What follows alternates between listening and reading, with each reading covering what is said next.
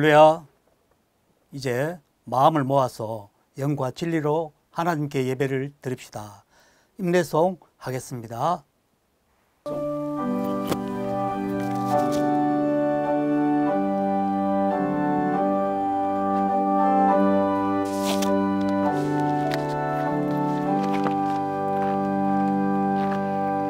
찬양 송구 송저 송영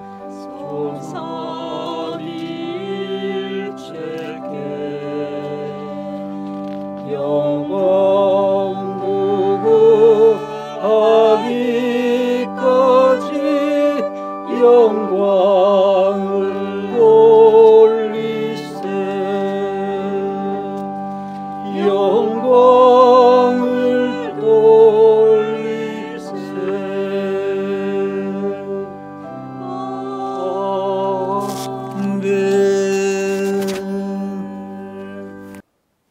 성도 여러분, 우리 브레드 채플은 유비커투스 교회입니다. 하나님께서는 하나님의 자녀들은 언제나 어디서나 예배를 드려도 받으십니다. 이제 우리의 신앙을 사도신경으로 고백을 하겠습니다. 나는 전능하신 아버지 하나님 천지의 창조주를 믿습니다. 나는 그의 유일하신 아들 우리 주 예수 그리스도를 믿습니다. 그는 성령으로 잉태되어 동정녀 마리아에게 나시고 본디오 빌라도에게 고난을 받아 십자가에 못 박혀 죽으시고 장사된 지 사흘 만에 죽은 자 가운데서 다시 살아나셨으며 하늘에 오르시어 전능하신 아버지 하나님 우편에 앉아 계시다가 거기로부터 살아있는 자와 죽은 자를 심판하러 오십니다. 나는 성령을 믿으며 거룩한 공교회와 성도의 교제와 죄를 용서받는 것과 몸의 부활과 영생을 믿습니다. 아멘. 하나님께 기도하겠습니다. 하나님 아버지, 사랑과 은혜를 감사드립니다. 우리는 사랑을 받고 때를 따라 돕는 은혜를 받기 위하여 은혜의 보좌 앞으로 담대히 나아갑니다. 우리가 하나님의 이름을 높이고 그 발 앞에서 예배하게 하옵소서. 성도들의 삶의 중심에 교회를 새기고 교회를 통해 영적 성장과 삶의 회복이 이루어지며 구원의 역사가 일어나게 하옵소서. 하나님 아버지, 브레드 채플 예배를 통해 모일 수 있게 하시니 감사합니다. 모일 때마다 사람들의 습관과 같이 하지 말고 하나님을 경외하는 것이 지혜의 근본임을 알고 서로 격려하며 살피는 예배가 되게 하옵소서. 브레드 채플 자녀들이 무엇보다 하나님을 경외하는 자녀들이 되게 하시고 세상을 이끌어갈 지혜와 명철을 주옵소서. 구하고 외치는 자를 도우시는 하나님, 청년과 장애우 근로자들의 소리를 기억하시고 지극히 작은 자에게 한 것 같이 우리 주님께 한 일임을 기억하게 하옵소서.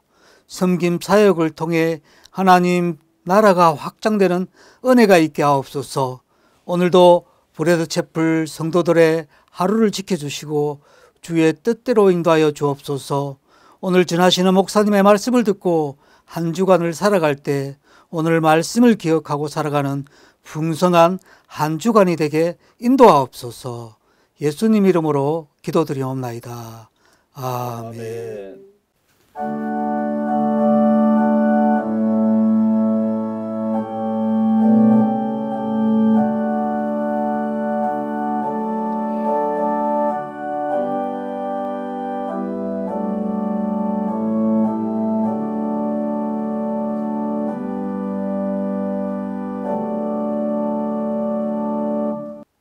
오늘 하나님께서 주신 성경 말씀을 봉독하겠습니다. 열왕기하 18장 3절입니다. 히스기야가 그의 조상 다윗의 모든 행위와 같이 여호와께서 보시기에 정직하게 행하여. 아멘. 최덕성 목사님께서 설교하실 때 많은 은혜 받으시기 바랍니다. 지금 대한민국은 자기 대통령 선거로 분주합니다. 사업을 하는 저희 절친 한 명이 저를 찾아왔습니다.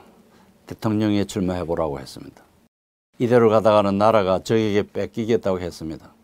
지역에 따른 정파성, 행정 경험의 부족, 국민의 삶과 동떨어진 지나친 엘리트 의식, 국민의 애환을 이해할 줄 모르는 엘리트 등이 실패의 요인이라고 했습니다.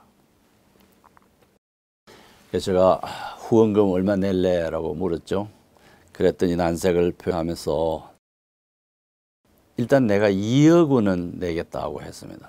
그러니까 2억 원이면 우선 사무실 하나 얻고 직원 고용하고 컴퓨터 시설 갖추고 그렇게 하면 일을 시작할 것이라고 했습니다. 저희 또래 이종 사촌이 최근에 저를 찾아왔습니다. 대통령에 출마하라고 했습니다. 현재 대통령들이 너무 꽃가마타기만 기다리고 있고 이들에게 나라를 맡겼다가는 나라가 어떻게 될지 모르겠다고 걱정했습니다.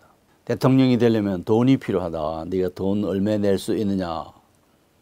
나는 낼 돈은 없지만 네가 출마하면 돈 낼 사람이 줄을 설 것이라고 했습니다. 하도 이 나라의 미래가 걱정되어서 제게 찾아와서 한 이야기입니다. 저는 기왕이면 기독교인이 대통령으로 선출되면 좋겠습니다. 제가 말하는 그 기독교인은 교회 다니는 사람이 아닙니다. 처치고어스가 아니에요. 예수님을 구원자로 믿지도 않는데 교회만 왔다 갔다 하는 사람도 아니고 예수님을 혁명가로 이해하는 사람도 아닙니다. 시도 때도 없이 거짓말하고 변명하고 남을 속이고 네거티브 전략으로 사회를 시끄럽게 하는 그런 인물도 아닙니다. 거짓말 잘하는 사람은 국회로 보내라는 말이 있지 않습니까? 물론 제가 바라는 기독교인 대통령은 파당을 짓고 이기적 욕망을 채우려 하는 그런 보통 사람이 아닙니다. 정치 권력을 탐하는 정치인들은 이 선거철이 되면 교회를 찾아가서 목사님의 안수 기도를 받고 예배를 드립니다. 제가 말하는 기독교는 그런 식으로 왔다 갔다 하는 기독교인이 아닙니다. 교회의 집사이면서도 불상 앞에서 근절을 하면서 우상 숭배를 하는 그런 기독교인도 아닙니다. 교회 다니는 것이 패션이 아니고 기독교인이라는 것도 패션이 아닙니다.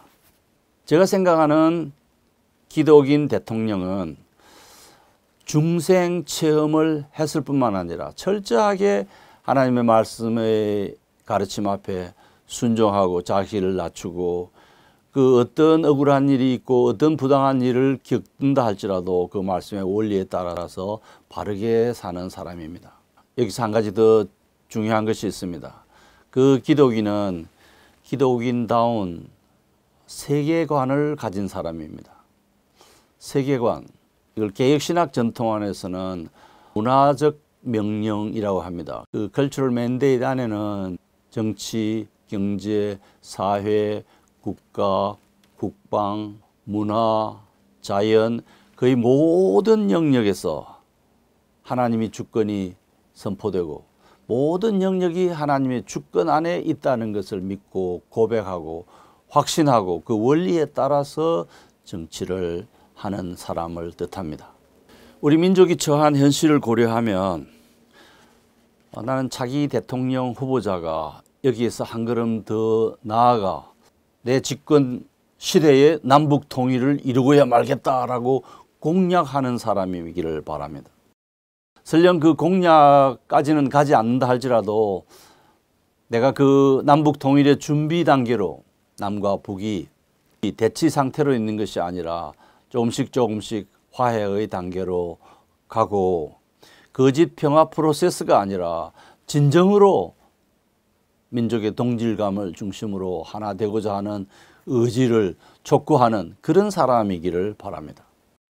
재임하는 동안에 남북 통일을 이루지는 못한다 할지라도 우리 국민들의 마음이 우리 남한 국민들의 마음과 저 북조선 국민들의 마음을 하나로 묶을 수 있는 그런 준비 작업이라도 하겠다고 하는 그런 용단을 가지고 통큰 공약을 내건 그런 대통령이 등장하면 좋겠습니다. 만약 그런 사람이 대통령이 되면 우리 민족사의 아주 위대한 통치자로 지도자로 추앙받을 것입니다. 그런 통 큰 인물, 우리 민족이 나타나기를 기다리고 남북한 백성들이 등장하기를 학수고대하는 그런 지도자는 어떤 조건을 갖춘 사람이겠습니까? 어떤 자격 요건을 갖춘 사람이겠습니까? 이 자격 요건은 꼭 대통령만이 아니라 우리 브래드 채플 구성원 여러분들 또 여러분의 자녀들이 다 갖추어야 할 덕목입니다. 각자가 다 가정에서, 직장에서, 학교에서, 사회에서 한 사람의 지도자로서 꼭 갖추어야 될 그런 덕목들입니다. 열왕기하 18장은 한 나라의 왕, 통치자, 지도자, 대통령이 갖추어야 될 자격 요건, 조건을 보여줍니다. 유대 민족이, 이스라엘 민족이 북쪽에는 이스라엘 왕국, 남쪽에는 유다 왕국으로 우리 남북한처럼 나누어져 있던 시대였습니다. 같은 하나님을 믿고 같은 민족이고 같은 역사와 같은 신앙을 가지고 있음에도 불구하고 인간적인 요인 때문에 두 나라가 나누어져 있었습니다. 주전 600년대 두 나라가 나누어져서 서로 원수시하고 적대적인 감정을 가지고 있는 그때에 남쪽 나라인 유다 왕국의 왕이 아주 통 큰 결단을 내렸어요. 북쪽에 사는 10지파 사람들에게 유대 왕국의 사절단을 대규모 사전단을 파송해서 우리가 함께 광복 기념 행사를 하자. 다 오라고 초대했습니다. 이 적대국에게 행사를 같이 하고 대규모의 사람들이 오도록 하는 것은 정치인으로서는 굉장히 통큰 과감한 파격적인 제안이었습니다. 아무런 대책 없이 평화 프로세스를 진행하거나 국방력을 약화시키면서 이런 제안을 한 것이 아니라 한쪽에서는 나라를 보호하기 위해서 최선을 다하지만 그러나 이 분단이라고 하는 이 비극적 상황에서 벗어나야 하는 것은 남과 북이 공이 가지고 있는 공동의 목표였기 때문에 그 목표를 향해서 자기의 시대에 무언가를 해야 된다고 판단했어요. 그래서 대규모 사절단을 파송해서 그들을 6월절 행사에 예루살렘으로 초대했습니다. 남과 북 두 나라의 일체감을 광범위하게 자각시킨 이 임금은 개혁군주 히스기야였습니다. 히스기야는 주전 716년에서 687년까지 재위했고 남유대 왕국의 제13대 국왕이었습니다. 25살에 왕으로 등극하여 29년 동안 통치하고 54살에 별세했습니다. 29살 때 죽을 뻔한 일을 당했고 암에 걸렸다가 하나님이 그의 생명을 연장시켜 준 덕분에 15년 더 왕으로 살다가 죽었습니다. 종교국가 유다국의 개혁군주로서 정치와 종교가 일치된 유다 왕국의 최도 지도자로서 그의 업적이 찬란했기 때문에 오래오래 그 민족의 영웅으로 추앙을 받아왔습니다. 히스기야는 등극하자마자 그 나라를 지도할 선지자를 기용했습니다. 선지자 이사야의 도움을 받아 종교 개혁을 시행하고 유대교를 복원하고 그들이 믿어왔던 그 여호와 하나님에 대한 신앙을 부흥시켰습니다. 나중에 북쪽의 이스라엘이 신아시리아 제국에 의해서 멸망되었을 때 그 유민들이 자기 나라로 이주하도록 도와준 성군이었습니다. 나라를 지키려고 성읍을 쌓고 보수하고 국방력을 강화했습니다. 이 히스기야는 선왕의 정치를 따르지 않았습니다. 자기 아버지 아하스는 많은 산당들을 짓고 우상 숭배를 허용했던 사람인데 그와는 달리 즉위 원년부터 종교 개혁을 단행했습니다. 왕국 안에 있는 우상 숭배 신앙을 타파하려고 노력했고 방치되고 망가졌던 성전의 대규모 보수 공사를 단행했고요. 그리고 제사장 직무를 맡도록 하는 레위 지파의 사람들을 모아서 성전 체제를 개편했습니다. 나아가서 적대 관계인 그 북의 이스라엘의 지파를 초청해서 예루살렘에서 유월절 잔치를 가졌습니다.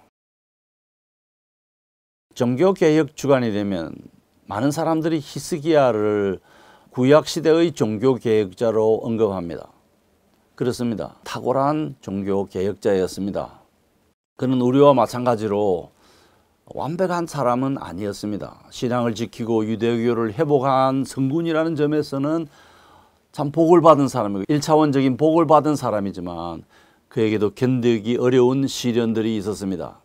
예를 들어서 즉위한 지 14년 되었을 때 당시의 제국인 아시리아가 침공해서 예루살렘 성을 점령하려고 포위를 했을 그때 그 성이 점령되면 왕은 죽임을 당하거나 아니면 개의 목걸이를 씌워서 끌고 가듯이 질질 끌고 가는 그런 비극을 맞게 되고 많은 백성들은 죽게 되죠. 그랬을 때 그는 달래기 작전을 펼쳤어요. 아시리아의 군대, 우리 성경에는 아수르라고 되어 있는데 아시리아 왕은 은 300달란트 그리고 금 30달란트를 달라고 했습니다. 히스기야는 애써서 수리한 왕궁의 기둥에서 금박을 벗겨가지고 적장에게 보냈습니다. 그러나 아시리아 물건만 날름 바꿔서 침공을 계속했습니다. 여러분 같으면 어떻게 하겠습니까? 중과 부적의 적을 만나가지고 포위돼 지금 목숨이 위태로운 상황인데 그 위기 일발의 순간에 어떤 태도를 취하시겠습니까? 히스기야는 그때도 낙심하지 아니하고 군비를 증강하는 활동을 개시했습니다. 믿는 바가 있었기 때문입니다. 무엇을 믿었을까요? 무엇을 믿고 두려워하지 아니하고 낙심하지 않고 계속 군비를 증강하고 있었을까요? 전쟁은 하루 이틀이 아니라 장기전으로 돌입했습니다. 예루살렘 성의 전략적 약점은 물이 없다는 것이었어요. 수원지가 없는 것이었어요. 그래서 히스기야는 예루살렘 성 밖에 기혼샘이라고 하는 샘이 있었는데 그 샘에서 흘러나오는 물을 성 안으로 끌어들여 가지고 실로암 연못으로 연결시키는 작업을 하도록 명령했습니다. 그 길이가 533m의 지하 수로인데 여러분이 혹시 성경 지리를 방문하기 위해서 예루살렘을 가시면 이 히스기야의 샘이라고 하는 533m의 좁디 좁은 히스기야 남긴 전략적인 유산을 직접 체험하실 수 있습니다. 시리아 임금의 이름은 산헤립 센나케리브입니다. 야전군 예루살렘 성문에 당도해서 이 아시리아 왕의 명령을 전하겠다면서 큰 소리를 질렀습니다. 제가 이 대목을 제가 살고 있는 지역의 표준어로 묘사해 보겠습니다. 예, 히스기야야, 네가 잘할 수 있는 거는 말하는 것밖에 없잖아. 네가 도대체 뭘 믿고 나한테 개기냐? 썩은 갈대 지팡이 같은 이집트 지원군을 믿고 그들이 오리라고 그렇게 개기냐? 빨리 나와서 나랑 내기 한판 하자. 히스기야야, 너희 중에 말을 탈 줄 아는 놈이 한 명이라도 있으면 내가 말 2,000마리를 줄게. 야, 이놈 히스기야야, 네 같은 놈이 내 군사 말단 지휘관 단 한 명이라도 물리칠 수 있겠느냐? 뭐라고? 하나님을 의지한다고? 야, 임마, 그럼 하나님이 예루살렘 박살내라고 우리를 이곳에 보낸 거잖아. 그러니까 빨리 행복해. 이 말을 아시리아 언어로 했는지 히브리어로 했는지 분명하지 않습니다.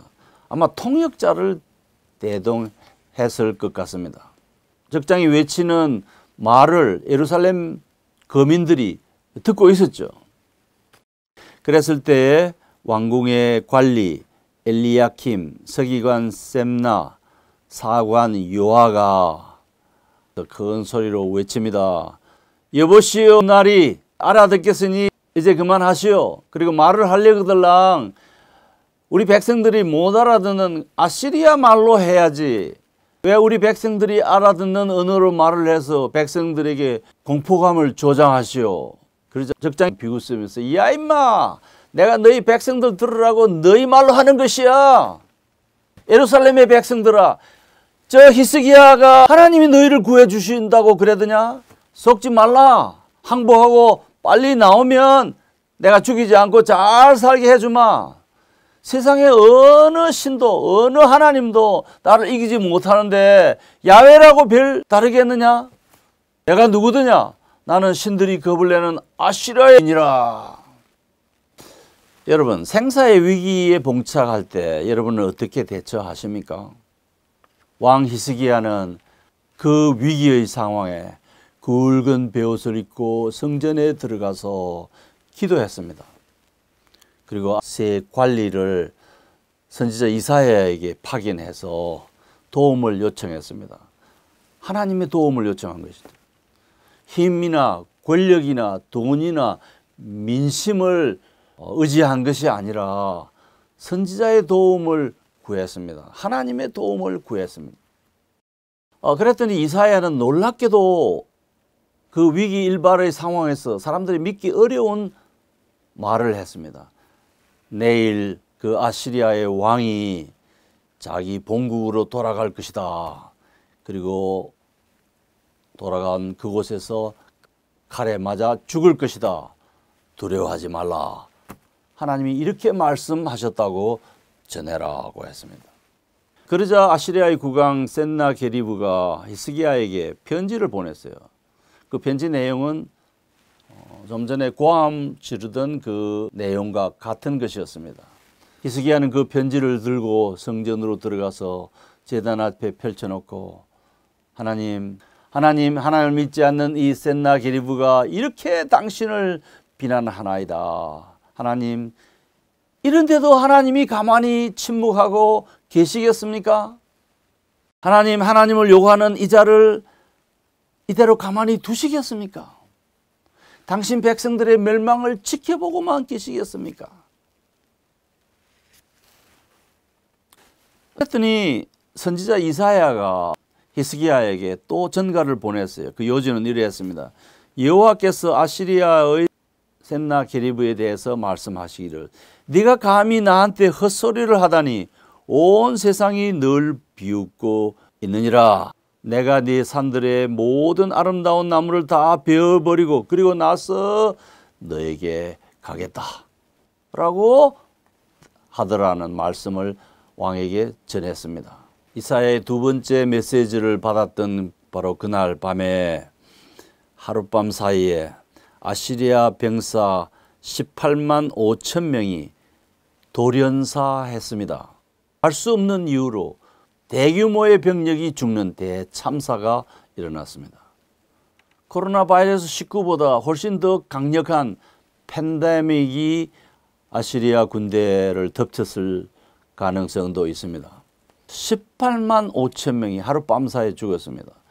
대규모의 병사들이 죽는 피해를 입은 아시리아 왕 센나게리브는 당장 철군을 명했습니다. 니느웨라고 하는 도시에 있는 니스록 신전에서 자기의 신을 경배하고 있을 그때에 아들 2명에 의해서 살해를 당했습니다. 이사야의 예언대로 이루어졌습니다.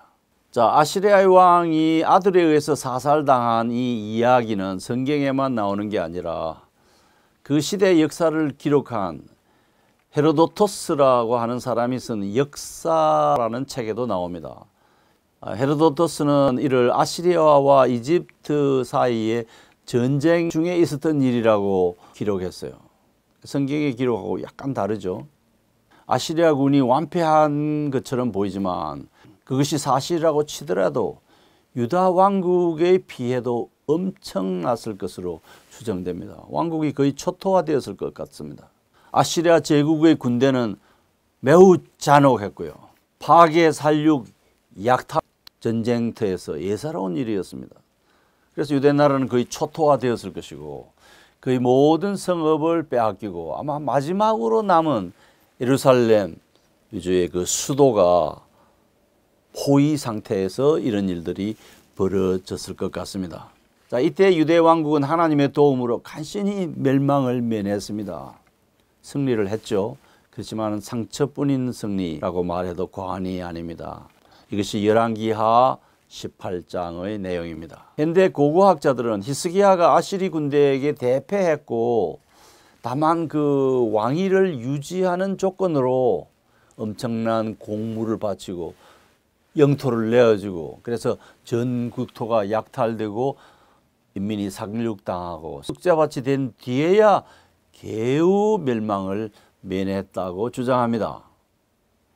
발굴된 아시리아의 기록들을 근거로 그런 주장을 하는데, 그 기록들에 의하면 센나케리브의 철군도 성경이 기록하는 것처럼 그렇게 괴멸적인 피해가 아니었다고 합니다. 아시리아 측이 의도적으로 기록을 바꿔 놓았을 가능성이 농후합니다.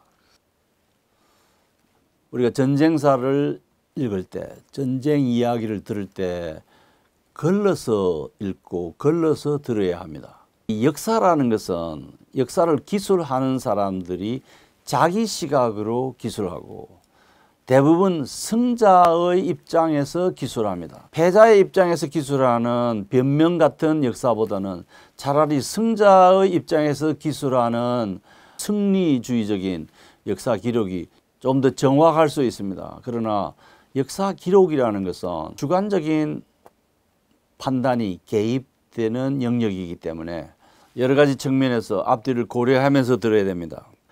고대 근동 국가 대부분은 자기들의 수치스러운 패배 이야기는 축소시키거나 아예 기록하지 않고, 때로는 패배했으면서도 승리했다라고 거꾸로 기록합니다. 그래서 현대 고고학자들이 발굴을 했다 하지만 이 기록은 아시리아 측의 의도적인 역사 왜곡으로 보입니다. 저는 하나님의 영감 아래서 기록되고 양심에 따른 목격자들의 증언을 정직하게 기록한 성경의 기록이 더 정확하다고 생각합니다. 자, 유대 민족사에서 칭송받는 히스기야는 또 한 번의 위기를 맞습니다. 전쟁이 끝난 직후에 몸에 종기가 생겨 알아 눕고 말았습니다. 자, 이때 선지자 이사야는 마치 확인 사살이라도 하는 듯이 여호와께서 네가 곧 죽게 될 테니 집을 정리하라고 하셨다라고 통보했습니다. 여러분 같으면 그 사형 선고와 다름없는 그 소식을 들었을 때 어떻게 하시겠습니까?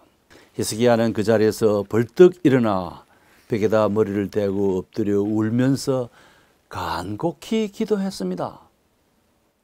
그 기도를 한 끝에 놀라운 일이 벌어졌습니다. 이사야가 가던 길을 멈추고 되돌아와서 낭보를 전합니다. 여호와께서 왕의 기도를 들으시고 수명을 15년간 늘려주신다고 하셨다라고 전합니다. 그리고 무화과를 으깨어 종기에 묻히자 종기가 낫고 히스기야는 다시 일어나게 되었습니다.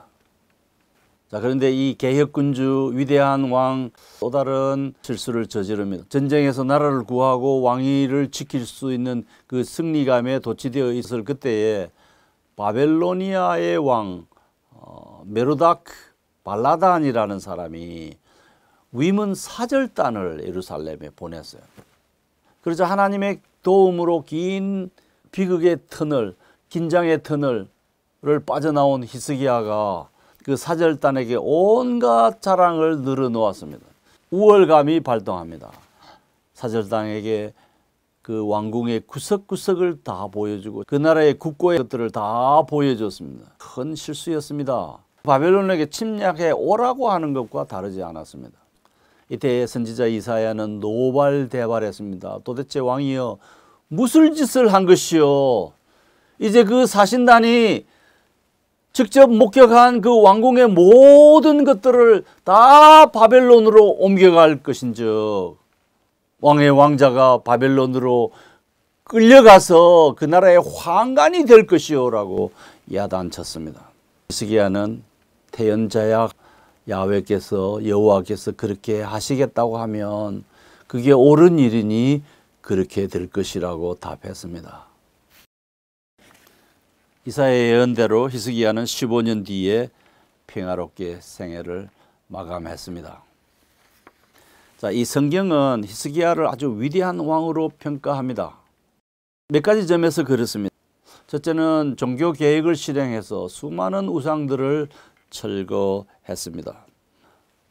아버지 아하스가 16년 동안 방치하고 더럽혀진 그 성전의 문들을 열고 수리하고 청결케 했고, 레위 지파 제사장 족속들을 불러다가 제사를 지내도록 예배를 정상화했습니다. 율법의 규례를 따라서 번제를 하나님께 드렸습니다. 왕도 신하들도 제사에 필요한 제물과 감사 제물을 가져와서 하나님께 드림으로써 자신들을 성결케 했습니다. 짐승을 잡아서 하나님께 드리는 이 제사는 그로부터 600년 후에 올 하나님의 아들 예수 그리스도께서 우리를 하나님의 자녀가 되게 하기 위해서 자신을 희생 제물로 바친 것을 상징합니다.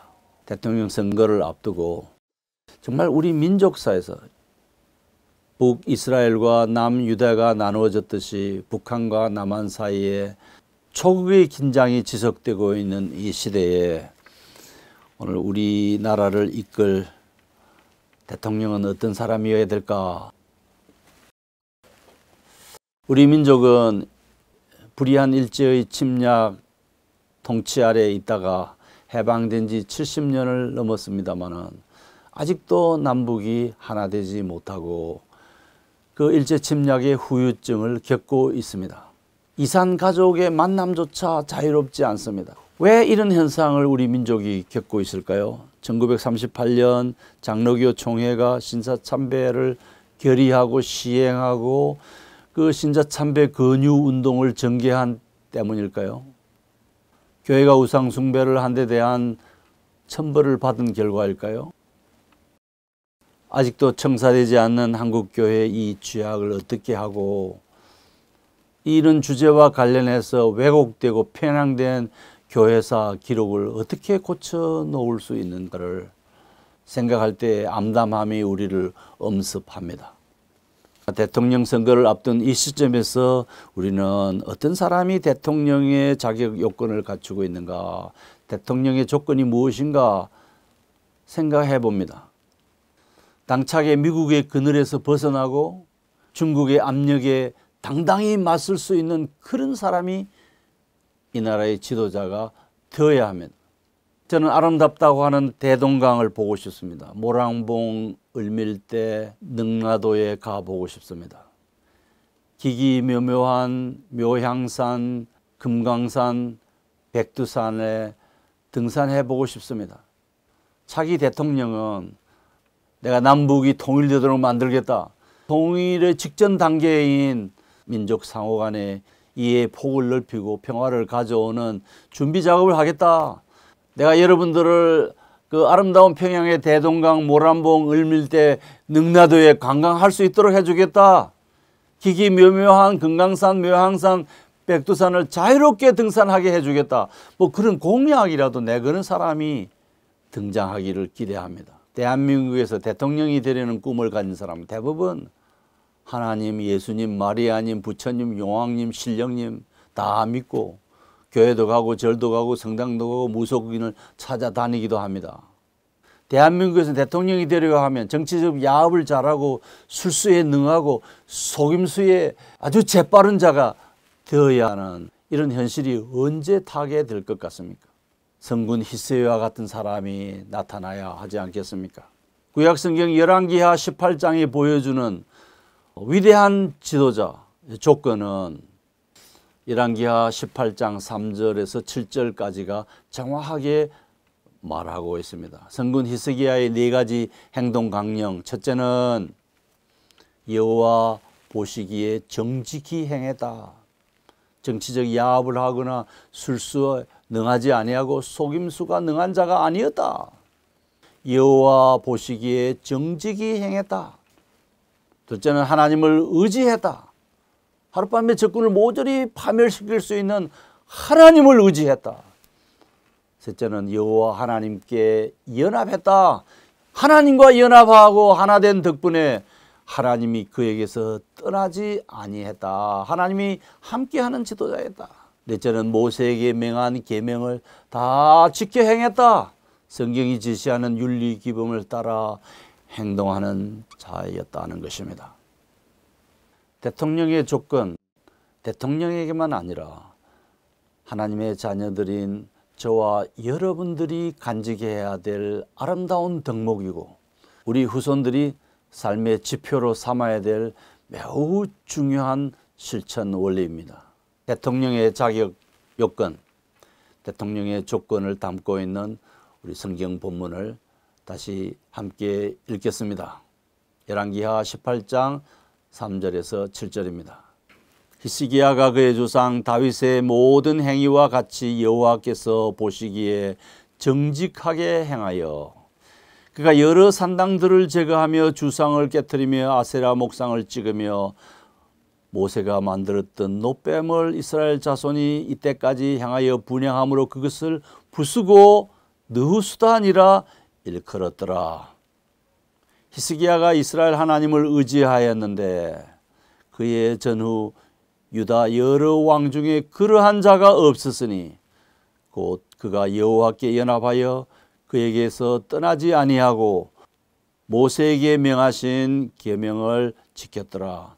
여호와께서 함께 하심에 그가 어디로 가든지 형통하였더라. 히스기야가 이스라엘의 하나님을 의지하였는데 그의 전후 유다 여러 왕 가운데 그와 같은 자가 없었으니 곧 그가 여호와께 연합하여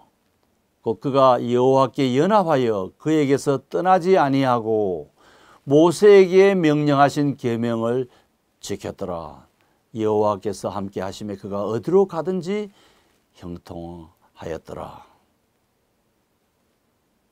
다 함께 찬미합시다. 옳은 길 따르라 의의 길을.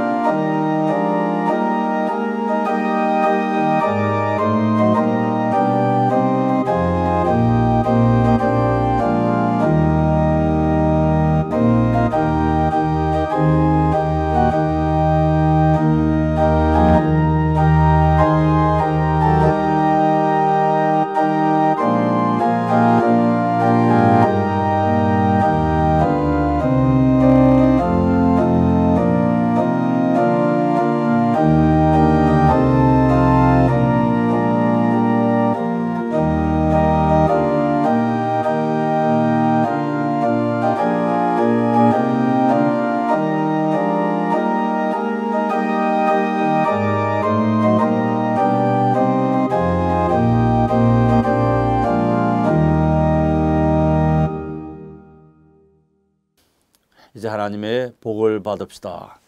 우리 주 예수 그리스도의 은혜와 하나님 아버지의 사랑과 성령님의 감화 감동하심이 우리의 삶 속에서 하나님이 기뻐하는 것들을 실천하고 수행하기를 원하는 우리 모든 성도들과 또 새로운 지도자가 등장하여 그 지도자가 하나님의 뜻에 부합하는 나라를 이끌어 줄 것을 기대하는 우리 모든 백성들 위에 항상 함께 있을지어다.